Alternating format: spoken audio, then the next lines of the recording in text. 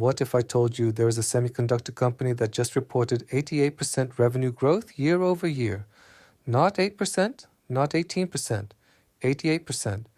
And almost nobody outside the chip industry is talking about it. That company is SiTime Corporation, ticker SITM on the NASDAQ. And today we are going to do a complete deep dive. The earnings, the technology, the valuation models, the risks, and whether this stock belongs in your portfolio. I'm going to be completely objective here. This is not a pump video. We will look at the bull case and the bear case. We will run a proper DCF model, a reverse DCF, and even a Monte Carlo simulation with 10,000 scenarios. By the end of this video, you will have a complete analytical framework to make your own decision. So if you are serious about understanding one of the most interesting niche semiconductor plays in the AI era, stay with me. Let's go. Before we touch the numbers, we need to understand what SiTime actually does, because this is not a typical semiconductor story. Every single electronic device on the planet, your phone, your laptop, the server processing your ChatGPT query right now, needs a heartbeat, a precise clock signal that keeps all the components synchronized. Without accurate timing, data gets corrupted, connections drop, and systems fail. For decades, this was done with quartz crystals. Small, cheap, reliable, but with serious limitations. Quartz struggles in extreme temperatures, vibrations, and electromagnetic interference. It is also bulky and difficult to miniaturize further. SiTime's answer is MIMS, microelectromechanical systems. Instead of a quartz crystal, they build a tiny silicon resonator using semiconductor fabrication technology. The same process is used to make your CPU. This allows SiTime to pack extraordinary precision into a fraction of the space, with much better performance in harsh environments. Founded in 2005 by researchers Marcus Lutz and Aaron Partridge in Santa Clara, the heart of Silicon Valley, SiTime went public in November 2019. Today, the company has shipped over 4 billion devices and serves more than 400 different applications. We are talking AI data centers, 5G infrastructure, industrial robots, autonomous vehicles, aerospace, and even humanoid robots. If electronics are involved, precision timing is involved. The key insight is this: as electronics get faster and more complex, the tolerance for timing error shrinks. What used to be acceptable jitter, that is the technical term for timing variation, is now a system-level failure. SiTime is positioned right at that inflection point. Now let's talk numbers. SiTime just reported Q1 2026 results, and they are remarkable. Let me walk you through the key metrics. Net revenue came in at $113.6 million. In the same quarter last year, Q1 2025, revenue was $60.3 million. That is an 88.3% increase year over year. Sequential growth from Q4 2025 was roughly flat at $113.3 million, which actually suggests stabilization at a high level rather than a one-time spike. Now here is something important. We need to look at both GAAP and non-GAAP numbers, because the gap between them tells us a story about the company's growth strategy. On a GAAP basis, gross margin was 59.0%, and the company reported an operating loss of $12.3 million. Net loss was $5.2 million, or negative 20 cents per diluted share.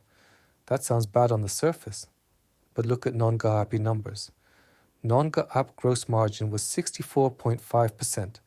Non-GAAP operating income was $31.8 million, and non-GAAP net income was $38.9 million, or $1.44 per diluted share. What is the difference? Three main items: stock-based compensation of $30.8 million, amortization of acquired intangibles of $5.7 million, and acquisition-related costs of $7.6 million. These are real costs, but they are non-cash or one-time in nature. The underlying business is actually quite profitable on an operational basis. Balance sheet is very strong. Cash, equivalents, and short-term investments totaled $788.7 million as of March 31, 2026. Total assets of $1.29 billion. Total liabilities of only $133.9 million. This is a financially healthy company with enormous optionality. One notable item: SiTime has issued convertible notes in May 2026 to fund what appears to be a strategic acquisition of Renesas' timing business division. We will cover that shortly. The Hart-Scott-Rodino antitrust waiting period expired in May, suggesting regulatory clearance is on track. Research and development spending came in at $32.7 million, up from $30 million a year ago. This is management investing aggressively in the next generation of products, a sign of confidence in the growth runway, not a warning sign. This segment is critical because it explains why SiTime's growth is not just a cyclical recovery. It could be structural. Think about what an AI data center actually does. Thousands of GPU accelerators, NVIDIA H100s, Blackwells, AMDM, i300s, all need to talk to each other with nanosecond precision. The interconnects, NVLink, InfiniBand, Ethernet, carry hundreds of gigabits per second of data. Any timing error causes data retransmission, latency spikes, and ultimately lower AI training throughput. This is why CEO Rajesh Vashist said in the earnings release, and I quote the key idea, not the exact words, that as AI infrastructure grows, precision timing is becoming a system-level requirement, not an optional upgrade. Their differentiated platforms are commanding higher average selling prices and wider margins as a result. Major tech companies are estimated to spend $650 billion on AI data centers in 2026 alone, according to industry estimates. Every one of those servers needs timing components, and if even a small percentage of that spend flows toward premium MEMS-based solutions instead of commodity quartz, the addressable market expansion is enormous. SiTime's total addressable market is estimated to be in the billions of dollars when you include not just oscillators, but the entire timing and synchronization market. The company has historically captured a small fraction of this, but the fraction is growing fast. Beyond AI data centers, 5G network infrastructure requires highly precise synchronization across base stations. Industrial robots need timing resilience in environments with temperature swings and vibration. Autonomous vehicles need fault-tolerant clocks for safety-critical systems. All of these are secular growth trends. Now let's be objective and talk about competition, because every bull thesis needs a reality check. The traditional timing market is dominated by quartz crystal manufacturers, mostly based in Japan: Seiko Epson, Nihon Denpa Kogyo, NDK, TXC Corporation, and Murata. These companies have decades of manufacturing expertise and massive installed customer bases. Their products are cheap. In high-volume commodity applications, quartz is still often the default choice. Now, the question every investor must ask: can someone else enter this market and displace SiTime? The answer is theoretically yes, but practically very difficult. MEMS timing requires enormous R&D investment, specialized manufacturing relationships, years of customer qualification cycles, and deep IP protection. SiTime holds hundreds of patents. Switching costs for customers are high because changing a timing component requires extensive revalidation of the entire system design. That said, if a major player like Texas Instruments or Broadcom decided to invest aggressively in this space, they would have the resources to compete. This is a real risk. We will cover it in our risk section. Let me spend some time on what I believe is the most important strategic development for SiTime in 2026, the pending acquisition of Renesas' timing semiconductor business. Renesas Electronics is a Japanese semiconductor giant. Through its 2019 acquisition of IDT, Integrated Device Technology, Renesas inherited one of the world's most comprehensive timing semiconductor portfolios. We are talking about clock generators, jitter attenuators, synchronizers, and timing controllers used extensively in telecommunications infrastructure and enterprise computing. SiTime announced this acquisition and has been progressing through regulatory approvals, the Hart-Scott-Rodino waiting period, the standard U.S. antitrust review process, expired in May 2026, which is a positive sign for deal completion. To finance this, SiTime issued convertible notes. Why does this matter? Several reasons. First, SiTime gains Renesas' timing customer relationships. These are Tier 1 telecom equipment makers, hyperscalers, and enterprise OEMs. Second, SiTime expands its product portfolio into complementary timing segments it did not previously serve. Third, the combined entity becomes an even more dominant force in precision timing globally, harder to displace with more pricing power. The risk here is integration. Large acquisitions in semiconductors can be complex and expensive.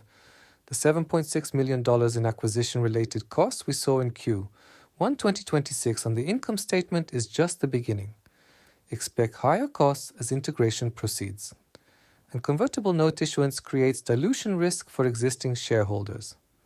Overall, though, I view this as a strategically sound move.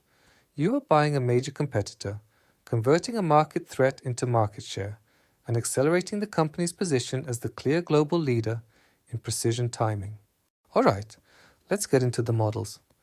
This is where we separate serious analysis from surface-level takes. I want to be very clear up front.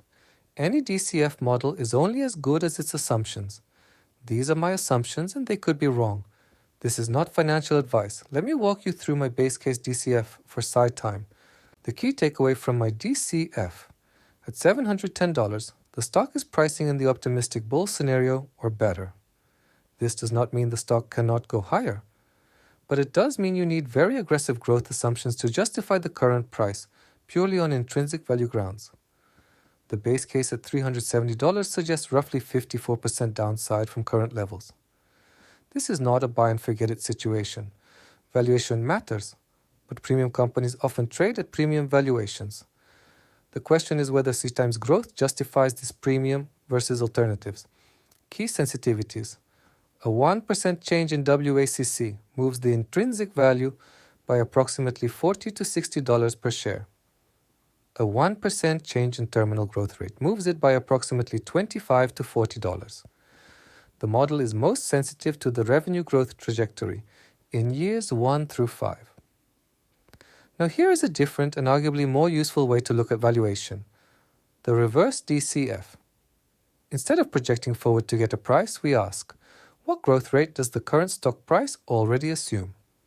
At the current price of approximately $710 per share, with $788.7 million in net cash, an enterprise value of roughly $20.8 billion, and using a 12% WACC and 3% terminal growth rate, working backward through the DCF math, the market is implying approximately 65 to 70% compound annual revenue growth over the next 5 years. Is that achievable? Let's look at the context. Q1 2026 showed 88% year-over-year growth, well above this implied rate. But Q1 2026 includes the benefit of ramping AI data center adoption and potentially some restocking after the 2023 to 2024 cycle downturn. The question is whether 65 to 70% CAGR is sustainable over a full 5-year period. The bull case argument, with the Renesas timing business acquisition adding meaningful revenue, plus organic growth in AI, 5G, and industrial markets, plus higher ASPs from premium products. Yes, this rate is achievable. The bear case. Inventory cycles, competition, and slower AI infrastructure spending could compress growth significantly below this rate.